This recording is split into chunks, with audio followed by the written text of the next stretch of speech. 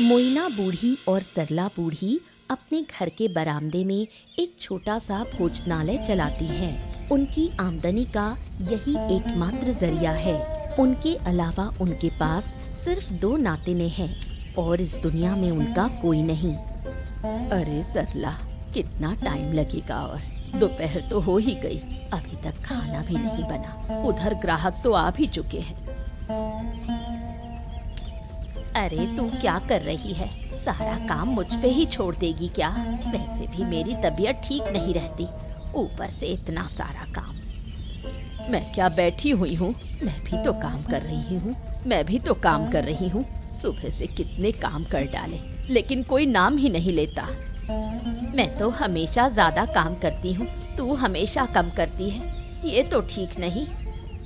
ठीक है, मान लिया तू ज्यादा काम करती है, मैं थोड़ा कम करती हूँ, लेकिन अभी तो थोड़ा हाथ चला ले।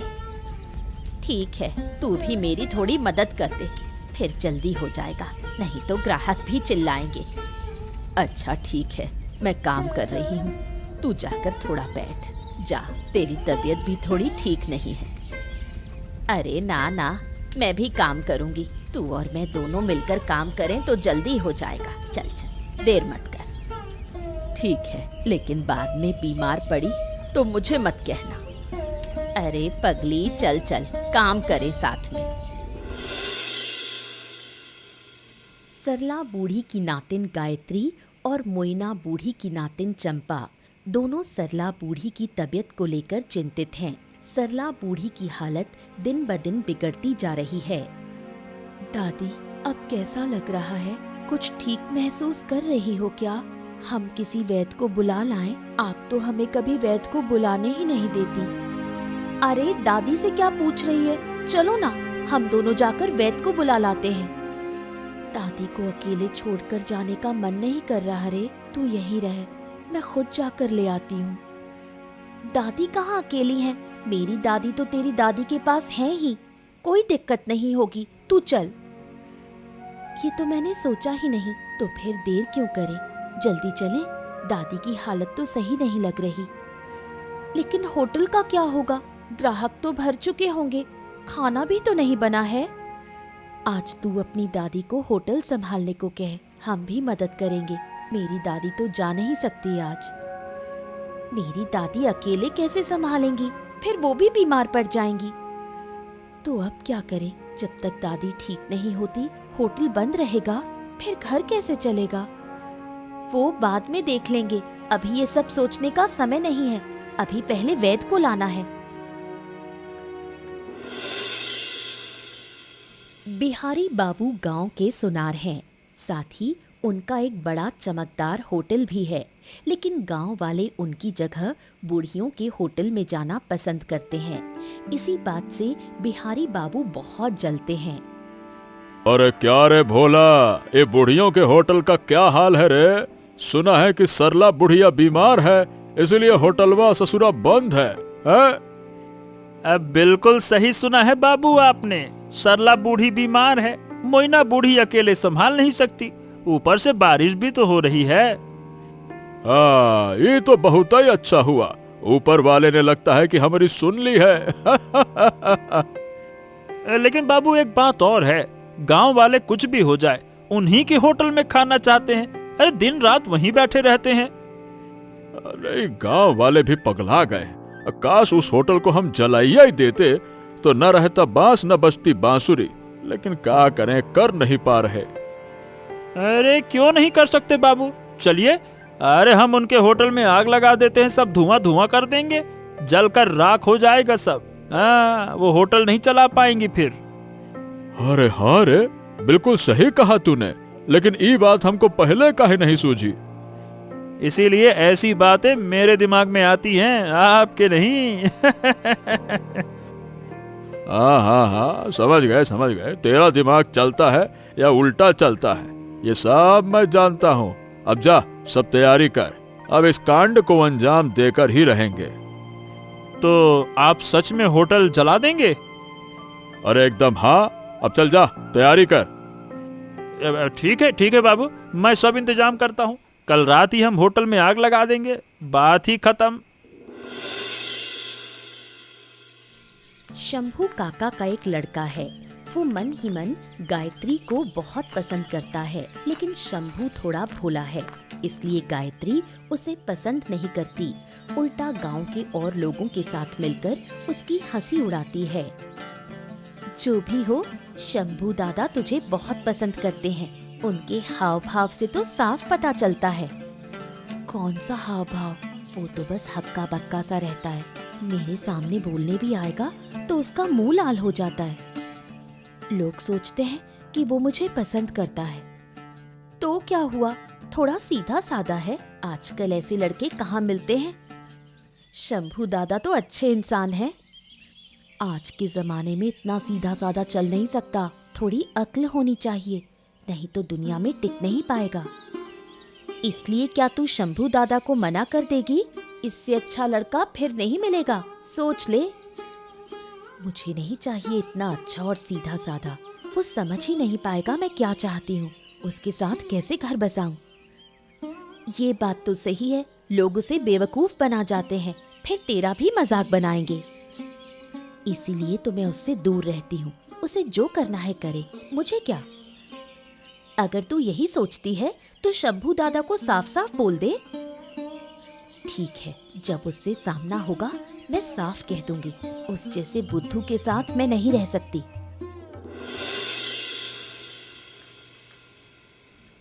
देख भोला, काम धीरे धीरे और सावधानी से करना। काम होते ही तुरंत यहाँ से निकल जाना, ठीक है? हाँ हाँ, वो तो जरूर बाबू। इस घर में बूढ़ियों की 2 नातिनें भी रहती हैं। अगर वो बूढ़ी ना समझे तो भी नातिनें तो जरूर समझ जाएंगी ना। और अगर उन्होंने हमें पकड़ लिया तो हमको बख्शेंगी नहीं।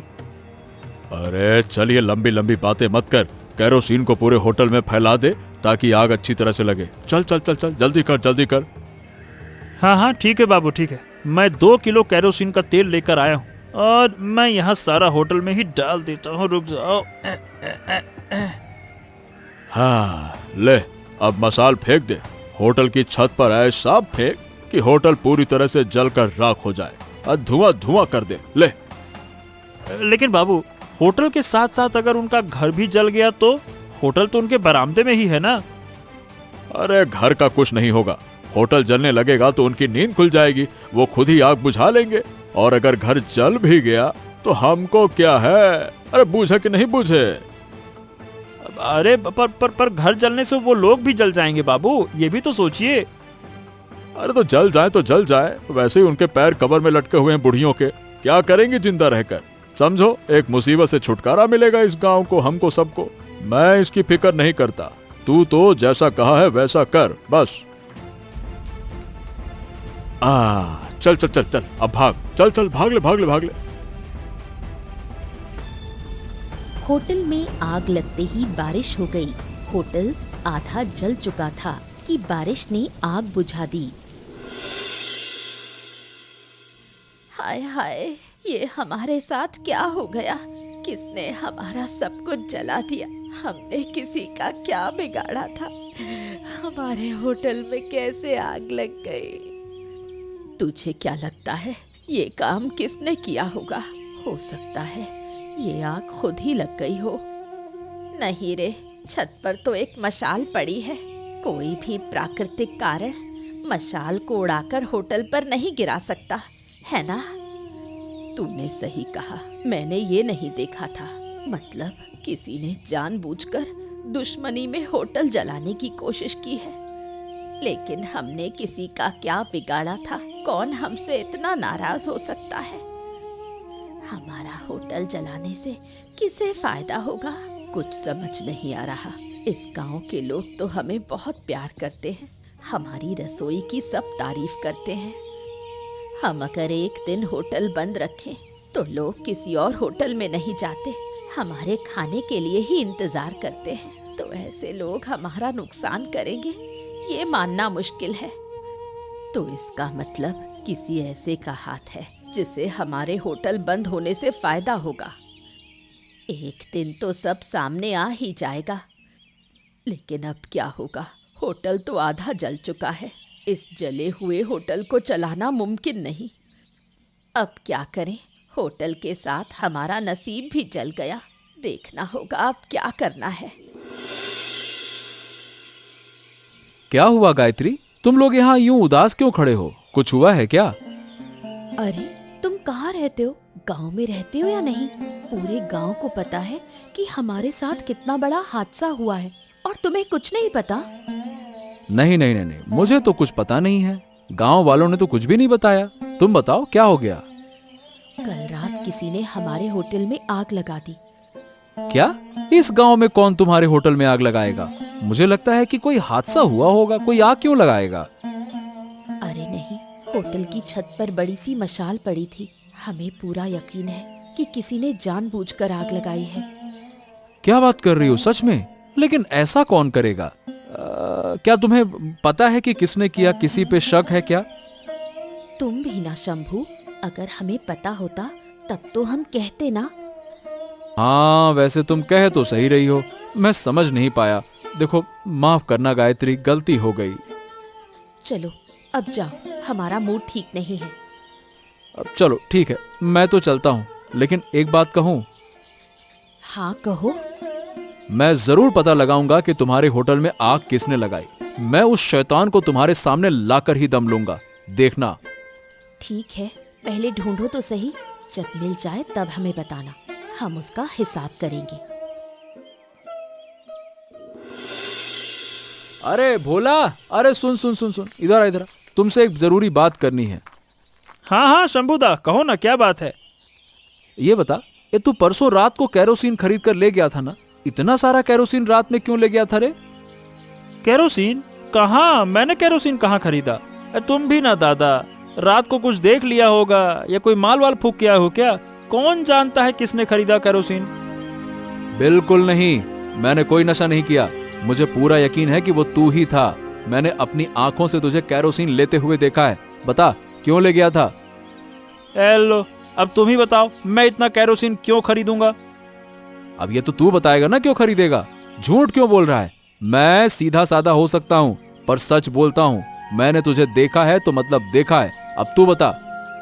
अरे हाँ हाँ हाँ हाँ अरे याद आए याद आए, मैं तो अपने घर के लिए तेल ले आ रहा था ना। फिर से झूठ। तूने वही तेल लेकर बूढ़ियों के होटल में आग लगा दी है ना? क्या? बूढ़ियों के होटल में आग लग गई? कब, कहाँ? अरे तेरी, मुझे तो कुछ पता ही नहीं है। कब हुआ ये?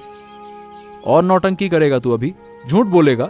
देख भोला, अब हद पार हो रही है, बता रहा हूं मैं। देखा है ना मेरा हाथ? इसका एक थप्पड़ लगाऊंगा ना, सारा सच तेरे पेट से बाहर आ जाएगा। मैं सच कह रहा हूँ दादा। मैं क्यों आग लगाऊंगा? आप कैसी बातें कर रहे हो? चल, अब तुझे बूढ़ियों के पास ले चलता हूँ। तूने ही आग लगाई है, मैं साबित करके रहूंगा। चल। अरे पकड़ सको तो पकड़ लेना।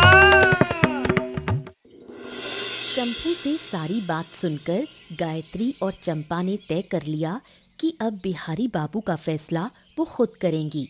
इसी वजह से सुबह सुबह वो दोनों निकल पड़ी बिहारी बाबू के घर की ओर।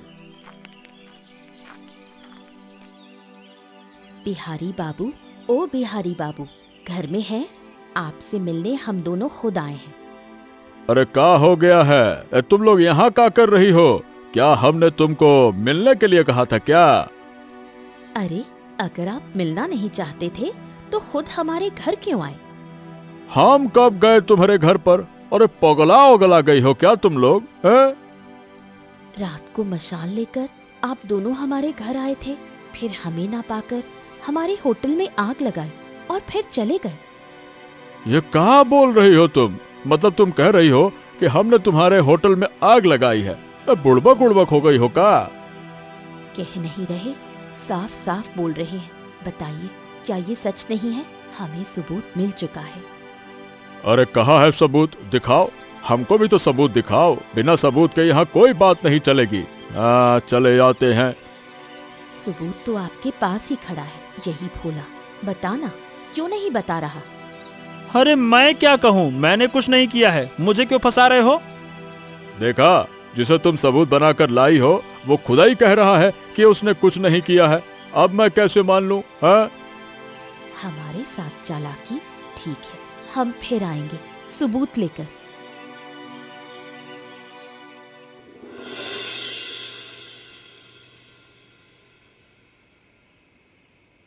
इस ससुरा छुटकी सी पिद्दी सी लड़की हमको धमकी देने आई, कहती है कि मेरा फैसला करेगी।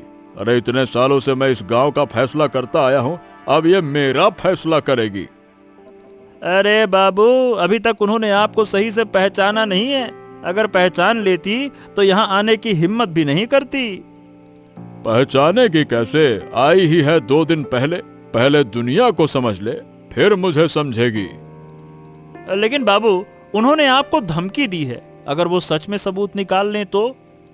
अरे तो कौन सा सबूत मिलेगा, कहाँ मिलेगा, कैसे मिलेगा? ये बात तो तू और हम ही जानते हैं ना। जब तक हम चुप हैं तो कोई कुछ नहीं जान पाएगा, बस। हाँ, ये सही कहा आप।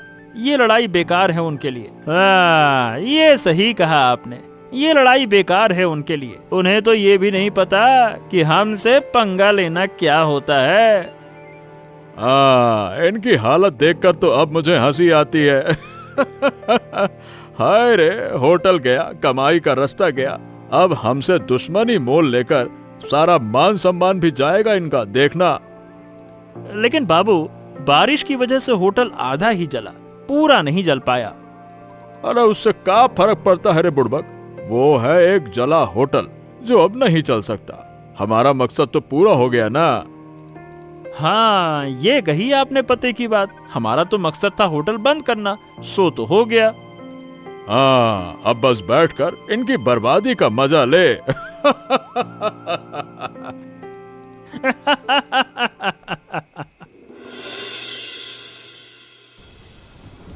परिस्थितियों के कारण सरला की तबीयत दिन ब दिन बिगड़ती जा रही है। दूसरी तरफ मोइना समझ नहीं पा रही कि अकेले होटल कैसे संभाले। हाय राम, तेरी हालत तो हर दिन बिगड़ रही है, ऐसे में होटल कैसे चलेगा? दादी, आपको होटल की चिंता है, इधर दादी की हालत बहुत खराब है। ये आपको दिखाई नहीं दे रहा? दिख रहा है रे, लेकिन होटल की चिंता ना करूं तो तेरी दादी की दवा का खर्च कहाँ से आएगा? हमारे पास पैसे नहीं है। क्या करूं दादी, मुझे अपनी दादी की हालत की बहुत चिंता हो रही है। होटल छोड़कर कोई और काम भी नहीं मिल रहा। इस बारिश के मौसम में कहाँ काम मिलेगा रे? और इस मौसम में आप अकेले होटल भी नहीं चला सकती। मैं जैसे तैसे चला लूंगी, लेकिन सरला का क्या होगा? उसे तो वैद्य को दिखाना पड़ेगा। एक बार दिखाया तो था, लेकिन कोई फायदा नहीं हुआ। तब तो थोड़ा ठीक हुई थी, लेकिन होटल में आग लगने के बाद फिर से बीमार पड़ गई। अब क्या करें दादी? दादी की हालत बहुत खराब है। मैं यहाँ हूँ, तू जा और वैद्य को बुला ला। लेकिन बाहर तो बारिश हो रही है, ऐसे में जाऊं कैसे? जाना तो पड़ेगा। डर लग रहा है क्या? तो तू दादी के पास बैठ, मैं खुद जाती हूँ। नहीं दादी, आप इस बारिश में नहीं जा सकती। मैं जाती हूँ, आप दादी का ख्याल रखो, मैं अभी आती हूँ। उधर शंभू लगातार सबूत की तलाश करता है। आखिरकार उसने बिहारी बाबू के घर के पीछे से एक कैरोसिन की बोतल ढूंढ निकाली। अरे शंभू, इतनी सुबह सुबह हमारे घर क्यों आए? और ये तुम्हारे हाथ में क्या है? क्या इरादा है, बताओ तो। अरे कोई इरादा नहीं है बहन, मैं बस सबूत देने आया हूँ। मैंने कहा था ना कि मैं आग लगाने वाले का सबूत निकाल के ही लाऊंगा। ये देखो। अब तो सबको पता है, बिहारी बाबू और भोला ने ही ये काम किया है। हाँ, उसी के खिलाफ सबूत लाया हूँ। हालांकि ये एक बोतल काफी नहीं होगा। क्या सबूत लाए हो, दिखाओ। उस दिन मैंने भोला को कैरोसिन खरीदते देखा था, लेकिन तब समझ नहीं पाया, और आज खोजते खोजते बिहारी बाबू के घर के पीछे ये बोतल मिली। तो अब तो साफ हो गया। हमें और सबूत चाहिए। उम्मीद है भोला को पकड़ने पर और मिल जाएगा। तो चलो अब हम मिलकर भोला को पकड़ते हैं। उससे पूछेंगे तो वो जरूर मानेगा। और कोई रास्ता नहीं, सिर्फ एक कैरोसिन की बोतल के सहारे बिहारी बाबू पर आरोप नहीं लगाया जा सकता। देखना, तभी तो मैं तुम लोगों के पास आया हूँ। चलो चलो चलो चलो, मुझे पता है भोला कहाँ है। चलो चलो चलो, आ जाओ आ जाओ। चलो चलो, अब देर नहीं करनी चाहिए। ए भोला, अरे रुक रे, रुक रुक रुक। आज तो तू बिल्कुल नहीं भाग पाएगा। उस दिन तो मेरे हाथों से बच निकला था। क्यों? अगर मैं ना भागूं तो क्या करोगे? तुम्हारे साथ गांव में जो मजाक उड़ता है ना, वो क्या बिना वजह है? शंभू का मजाक उड़ाया जाता है, लेकिन हम कैसे हैं ये तू अच्छी तरह जानता है। यकीन करो, मैंने कुछ नहीं किया, सच कह रहा हूँ। ये शंभू दादा तुम लोगों को ना झूठी कहानी सुना रहा है, बरगला रहा है ये। हाँ, वाह वाह वाह वाह, मैं झूठ बोलूंगा? गायत्री, यकीन करो, मैंने एक भी बात झूठी नहीं कही है। मुझे पता है शंभू, तुम हमेशा सच बोलते हो। तुम चाहे जैसे भी हो, झूठ बोलने वाले नहीं हो। देखा, अब कहाँ भागेगा साले। अब हम मिलकर तुझे पकड़ेंगे, उसके बाद फिर। अरे पहले पकड़ कर तो दिखाओ, फिर जो होगा देखा जाएगा। देखा, कहा था ना, अब कहाँ भागेगा। भागने की कोशिश में घायल हो गया। बुरे लोगों का यही हश्र होता है। सही कहा शंभू, बुरे कर्म की सजा तो मिलनी ही चाहिए। अरे देखो, मुझसे गलती हो गई, मुझे माफ कर दो, मुझे बचा लो। अरे रे रे रे रे रे रे, बहुत दर्द हो रहा है। बचा सकते हैं, एक शर्त पर। अगर तू सब कुछ सच सच मान ले, तभी हम तुझे वैद्य के पास ले जाएंगे। हाँ हाँ हाँ, मैं मान रहा हूँ। मैंने और बिहारी बाबू ने मिलकर तुम्हारे होटल में आग लगाई थी ताकि वो बंद हो जाए। देखो, मुझे माफ कर दो। अब तो सही वक्त आने पर सबके सामने सच बोलेगा ना? बोल। हाँ हाँ हाँ, बोलूंगा बोलूंगा, पहले मुझे बचा लो। रे रे रे रे रे रे। आधा जला हुआ होटल दो बूढ़ी औरतें किसी तरह फिर से शुरू करने की कोशिश करती हैं। गांव वालों को बुलाकर वो सब बताती हैं। गांव वालों, तुम सब जानते हो हमारे होटल की हालत क्या है। तुम लोग आते हो, लेकिन हम खाना नहीं दे पा रहे। ऊपर से बारिश के इस मौसम में होटल को चलाना बहुत मुश्किल हो गया है। हम बिल्कुल असहाय हैं। अब तो हमारे पास पर्याप्त सबूत हैं। हम गांव वाले मिलकर उनके खिलाफ कदम उठा सकते हैं। हम पैसों की मदद नहीं मांग रहे। हम चाहते हैं कि बिहारी बाबू को उनके किए की सजा मिले। अरे चिंता मत करो बूढ़ी माँ, जब हम साथ हैं तो सबूत हमारे पास हैं, तो हम जरूर बिहारी बाबू को सजा दिलवाएंगे। इसलिए ही हमने तुम लोगों को बुलाया है। कृपया हमारी मदद करो। बस यही चाहिए हमें। हम फिर से अपना होटल शुरू कर लेंगे। चलो, अब हम सब बिहारी बाबू के घर चलते हैं और न्याय मांगते हैं। चलो।